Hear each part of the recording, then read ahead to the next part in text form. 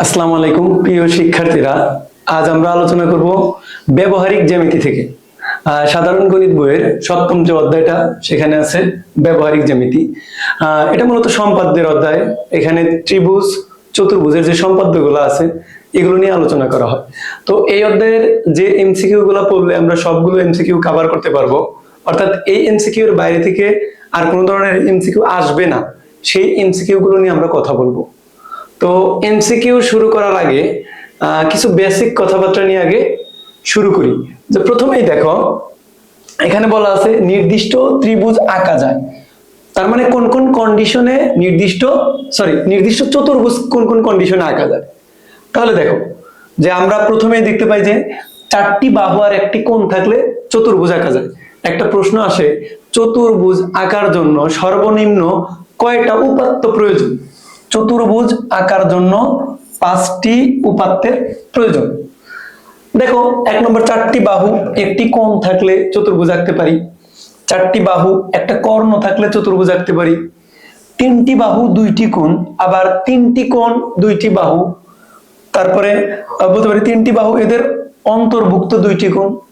অর্থাৎ এই যে 5টা কন্ডিশন আছে, প্রত্যেকটা কন্ডিশনের রেসপেক্টে আমরা চতুর্ভুজ আঁকতে পারি। দেখো প্রত্যেকটাই কিন্তু 5টা উপাদান আছে। দেখো দুইটি বাহু 3টি কোণ, 4টি বাহু 1টি কোণ। প্রত্যেকটা চতুর্ভুজ আঁকার জন্যই টোটাল আমার নিড হচ্ছে 5টি উপাত্ত। তার মানে সর্বনিম্ন কয়টি উপাত্ত? 5টি। সর্বনিম্ন 5টি চতুর্ভুজের। এখন তুমি যদি বলো বর্গ তো একটা চতুর্ভুজ, সেটা আঁকতে তো একটা উপাত্ত লাগে। আসলে এখানে চতুর্ভুজ বলতে শুধুমাত্র কে বর্গকেই বোঝাচ্ছে, ব্যাপারটা এরকম না। যে কোনো চতুর্ভুজ যদি বলে তোমাকে, তখন তোমার কয়টা লাগবে সেটাই বোঝায়। তো এবার দেখি আমরা আয়তক্ষেত্র আর হচ্ছে সামান্তরিক।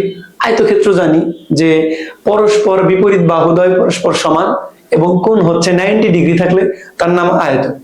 পরস্পর বিপরীত বাহু সমান কিন্তু কোণ যদি অসমান হয় তার নাম হচ্ছে সামান্তরিক। শুধুমাত্র 2টি বাহুর দৈর্ঘ্য দেওয়া থাকলে আমরা আয়তক্ষেত্র আঁকতে পারি, কারণ একটা কোণ দরকার নাই, 90 ডিগ্রি কোণ আমরা এমনি লিখতে পারি বা আঁকতে পারি।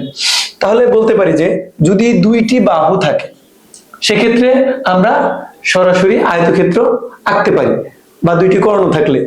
যে আমরা আয়তক্ষেত্র আঁকতে গেলে আমাদের অবশ্যই কয়টা উপাত্ত প্রয়োজন? 2টা উপাত্ত। সামান্তরিকের ক্ষেত্রে আবার 3টা উপাত্ত প্রয়োজন, ওই 2টা বাহুর সাথে সাথে আননোন যে কোণ, ওই কোণটা। আয়তর ক্ষেত্রেও কিন্তু 3টা লাগে, একটা 90 ডিগ্রি কোণ। 90 ডিগ্রি কোণটা আমরা আঁকতে পারি বিধায় ওটাকে আমরা ধরি না। অন্য ক্ষেত্রে সামান্তরিকে তো আর 90 ডিগ্রি কোণ না, মানে লম্ব না। এজন্য আমরা বলতে পারি সামান্তরিকের ক্ষেত্রে মোট 3টি উপাত্ত থাকলে আমরা আঁকতে পারবো। এবার আসো বর্গ আর রম্বস। যে বর্গ আর রম্বসটা যদি আমরা দেখি, বর্গের ক্ষেত্রে একটি বর্গ অঙ্কন করতে হলে একটা উপাত্তই প্রয়োজন। সেখানে থাকতে পারে একটা বাহু, এই বাহুটা না থেকে বলতে পারে একটি পরিসীমা। কি থাকতে পারে? পরিসীমা। যদি পরিসীমা থাকে, পরিসীমা থাকলে কি করতে পারি? আমরা বর্গ আঁকতে পারি। বা একটা বাহু থাকলে, একটা বাহু থাকা যে কথা, পরিসীমা থাকা একই কথা। আবার একটি কর্ণ, যদি কর্ণ থাকে সেক্ষেত্রেও আমরা কি করতে পারি? বর্গ আঁকতে পারি। সেম ভাবে আমরা জানি বর্গ আর রম্বসের মধ্যে পার্থক্য কোণের। যে একটা রম্বস আঁকতে হলে ন্যূনতম 2টি উপাত্তের প্রয়োজন, ওই একটা বাহু আর একটা কোণ। অথবা এখানে কয়েকটা কন্ডিশন আছে, বাহু একটা কোণ। এই বাহুর পরিবর্তে কিন্তু থাকতে পারে পরিসীমা, বলতে পারে পরিসীমা ও একটি কোণ, পরিসীমা ও একটি কর্ণ, একই কথা। তারপর 2টি কর্ণ থাকলে পরিসীমা একটি কোণ, পরিসীমা একটি কর্ণ, এটা আলটিমেটলি এই কথাটাই। আমরা এইভাবে রম্বস আঁকতে পারি। তাহলে সারমর্ম দাঁড়ালো এটাই যে আমরা আয়ত আর সামান্তরিকের মধ্যে পার্থক্য দেখতেছি কি, আয়ত আঁকার জন্য 2টা উপাত্ত, সামান্তরিকে 3টা। আর বর্গের ক্ষেত্রে একটা উপাত্ত, রম্বসের ক্ষেত্রে 2টা উপাত্তের প্রয়োজন। তাহলে এই ছিল আমাদের বেসিক কথাবার্তা। এখন আমরা একটা একটা করে এমসিকিউ দেখবো। এমসিকিউ গুলো এখন আমাদের খুব সহজ হবে। একটি রম্বস আঁকতে কতটি উপাত্তের প্রয়োজন? কিছুক্ষণ আগে আমরা দেখছি একটা রম্বস আঁকতে 2টি উপাত্তের প্রয়োজন। তার মানে অ্যান্সার হবে ক নম্বরটা। তারপর আসো সেম একটি সামান্তরিক আঁকতে কতটি নিরপেক্ষ উপাত্তের প্রয়োজন। দেখো আয়তের জন্য 2টা, সামান্তরিকের জন্য কয়টা হবে? 3টা। তার মানে খ নম্বরটাই হচ্ছে আমাদের অ্যান্সার। তারপর আসো একটি চতুর্ভুজ আঁকার জন্য স্বতন্ত্র উপাত্ত মানে কয়টি স্বতন্ত্র উপাত্ত প্রয়োজন, অথবা সর্বনিম্ন কয়টি উপাত্ত জানা থাকতে হবে। আমরা বলছি চতুর্ভুজ আঁকতে গেলে মোট কয়টা? 5টা। তাহলে লাস্টেরটাই হচ্ছে অ্যান্সার। দেখো এই প্রশ্নটা অনেকবার আসছে বোর্ডে, এটা আমরা মুখস্থ করব। তারপরে আসো 4 নম্বর এমসিকিউ, 3টি বাহুর দৈর্ঘ্য দেওয়া হলো, কোন ক্ষেত্রে ত্রিভুজ পসিবল? আমরা জানি কি ত্রিভুজের যে কন্ডিশন, ত্রিভুজের কন্ডিশন এভাবে যদি লিখি, ছোট 2 বাহুর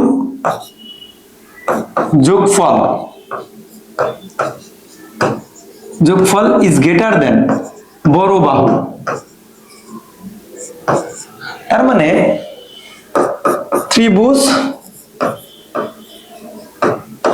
হবে যদি, এই যদি কন্ডিশন এটা, যদি ছোট 2 বাহুর যোগফল বড় বাহু থেকে বড় হয় তাইলেই ত্রিভুজ পসিবল। দেখো ছোট 2 বাহুর যোগফল কত? 8, যেটা কিনা 6 থেকে বড়, তার মানে এর কিন্তু ত্রিভুজ সম্ভব। পরে দেখো এখানে ছোট 2 বাহুর যোগফল 9, বড় বাহুর সমান, এটা কিন্তু পসিবল না। সেম ভাবে 5 আর 1 6, এটাও পসিবল না। 6 আর 13 হয়, এটাও পসিবল না। তার মানে ত্রিভুজ আঁকার জন্য মাথায় রাখতে হবে ছোট 2 বাহুর যোগফলকে অবশ্যই বড় বাহু থেকে বড় হতে হবে। তো দেখো আমরা 5 নম্বর এমসিকিউটা দেখি। নিচের তথ্যটি লক্ষ্য করো, আয়ত এক ধরনের সামান্তরিক। হ্যাঁ, আয়তও সামান্তরিক, শুধুমাত্র কোণের ক্ষেত্রে 90 ডিগ্রি থাকে।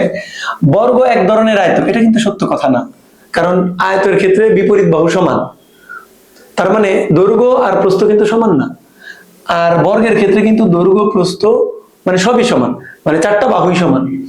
রম্বস এক ধরনের বর্গ, হ্যাঁ রম্বস বর্গ হতে পারে যদি হচ্ছে তার কোণটা 90 ডিগ্রি আঁকি, তার মানে সবগুলা বাহুই কিন্তু সমান। তার মানে 1 আর 3ই হচ্ছে আমাদের অ্যান্সার, খ নম্বরটা। এবার আমরা 6 নম্বর এমসিকিউটা দেখি। যে 6 নম্বর বলা হয়েছে যে এখানে একটা চতুর্ভুজ দেওয়া আছে, বলছে এ সি এর মান, এটা এ এটা সি, এ সি এর ভ্যালুটা হচ্ছে 5 আর এ বি এর ভ্যালুটা কত? 4, মানে 4 বাংলায় লেখা। এ বি এই মানটা কত? 4। তাহলে বলছে এ বি সি ডি এর ক্ষেত্রফল কত? আচ্ছা এটা একটা আয়ত কিন্তু, কারণ এখানে কি আছে? 90 ডিগ্রি কোণ আছে। এটা যদি আমরা একটা সমকোণী ত্রিভুজ কনসিডার করি, এটা 4 এটা 5, অতিভুজ 5, তার মানে কি এই মানটা কত হবে? 3। আর আমরা জানি আয়তের ক্ষেত্রফল কি? দৈর্ঘ্য গুণন প্রস্থ। এখানে দৈর্ঘ্য কত? 4, প্রস্থ কত? 3। তাহলে অ্যান্সার হবে 3 4 12, তার মানে খ নম্বরটা 12 বর্গ একক। দেখো স্থূলকোণী ত্রিভুজের স্থূলকোণ ছাড়া, স্থূলকোণ মানে কি? স্থূলকোণ মানে হচ্ছে 90 ডিগ্রি প্লাস কোণ। বাকি কোণ দুটির মানে কোণ দুটি কত হলে ত্রিভুজ অঙ্কন সম্ভব? তার মানে স্থূলকোণী ত্রিভুজ হতে গেলে একটা কোণ 90 ডিগ্রি থেকে বড়। আমরা জানি ত্রিভুজের 3 কোণের যোগফল কত? 180 ডিগ্রি। একটা যদি 90 ডিগ্রি থেকে বড় হয়, অবশ্যই বাকি 2টা কোণ 90 ডিগ্রি থেকে ছোট। আমরা দেখবো 2 কোণের যোগফল 90 থেকে ছোট আছে কিনা। এটা দেখো 90, এটা হবে না। এটা 100, এটাও হবে না। এটাও 90 হবে না, এটা কিন্তু 80 ডিগ্রি। তার মানে লাস্টেরটা আমাদের অ্যান্সার। এবার আসো আমরা 8 নম্বর এমসিকিউটা যদি দেখি, বলছে এবিসি একটা ত্রিভুজ, কোণ এ বি এবং সি এর যোগফলের সমান। তার মানে এই কোণটা ওই 2টা কোণের যোগফলের সমান হইলে কোণ এ এর মান কত? এ এর মান, তার মানে একটা ত্রিভুজের একটা কোণ বাকি 2টার যোগফলের সমান। আচ্ছা দেখো তো, একটা যদি 90 ডিগ্রি হয় আর বাকি 2টা যদি 45 45 হয়,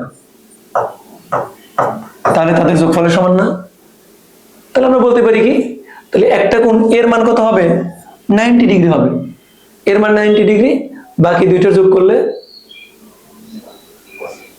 90 ডিগ্রি হবে। এবার আসো 9 নম্বরটা আমরা যদি দেখি, 3টি বাহুর দৈর্ঘ্য দেওয়া আছে, কোন ক্ষেত্রে সমকোণী ত্রিভুজ? সমকোণীর কন্ডিশনটা কি? একটা কোণ 90 ডিগ্রি, সমকোণী ত্রিভুজের কন্ডিশন 2টা, 90 ডিগ্রি একটা কোণ, আর একটা অতিভুজ স্কয়ার সমান ভূমি স্কয়ার প্লাস লম্ব স্কয়ার। তার মানে অতিভুজ মানে সবচেয়ে বড় বাহু, ভূমি এবং লম্ব এটা কিন্তু ছোট বাহু, ছোট দুই বাহুর যোগফলটা বর্গের যোগফলটা বড় বাহুর বর্গের সমান। আসো দেখি, 2কে স্কয়ার করলে হয় 4, 3কে স্কয়ার করলে হয় 9, 4 আর 9 যোগ করলে কত হয়? 4 আর 9 যোগ করলে আমাদের হয় হচ্ছে 13, 6কে স্কয়ার করলে 36, তার মানে এটা হবে না। 3 স্কয়ার 4 স্কয়ার মানে কত? যোগ করলে 25, 5 স্কয়ার, তার মানে আমার অ্যান্সার কত? খ নাম্বারটা। মনে রাখতে হবে ছোট দুই বাহুর বর্গের সমষ্টিটা বড় বাহুর বর্গের সমান। এবার দেখি আমরা 10 নম্বর, শুধু পরিসীমা অথবা একটা বাহুর দৈর্ঘ্য দেওয়া আছে। আমি বলছিলাম একটা বাহুর দৈর্ঘ্য দেওয়া থাকলে আমরা বর্গ আঁকতে পারি। তো একটা বাহু যদি না বলে, যদি বলতো শুধু পরিসীমা আছে, তাহলে কি আঁকতে পারবা? তাহলে আমরা এখানে আঁকতে পারবো বর্গ। এই প্রশ্নটা 4 বার আসছিল। এবার খেয়াল করো যে 11 নম্বর কোশ্চেন, যে একটি রম্বস আঁকা যাবে যদি একটা বাহুর দৈর্ঘ্য দেওয়া থাকে। এটা জীবনে সম্ভব না, রম্বসের জন্য দুইটা উপাত্ত প্রয়োজন, তার মানে প্রথমটা হবে না। একটি বাহু একটি কর্ণ থাকলে হ্যাঁ পসিবল, একটি বাহু একটি কোণ থাকলেও পসিবল, অর্থাৎ দুইটি উপাত্ত থাকলেই আমরা রম্বস আঁকতে পারবো। তার মানে 2 এবং 3ই হবে আমাদের অ্যান্সার। তো আমরা যদি 12 নম্বর এমসিকিউটা দেখি, শুধুমাত্র দুইটি বাহুর দৈর্ঘ্য দেওয়া থাকলে নিচের কোনটি আঁকা যাবে? দুইটি বাহু, আচ্ছা দুইটি বাহু দেওয়া থাকলে কি আঁকা যায়? দুইটি উপাত্ত থাকলে আমাদের আঁকতে পারবো। দুইটা বাহু দেওয়া থাকলে আমরা আঁকতে পারবো আয়ত।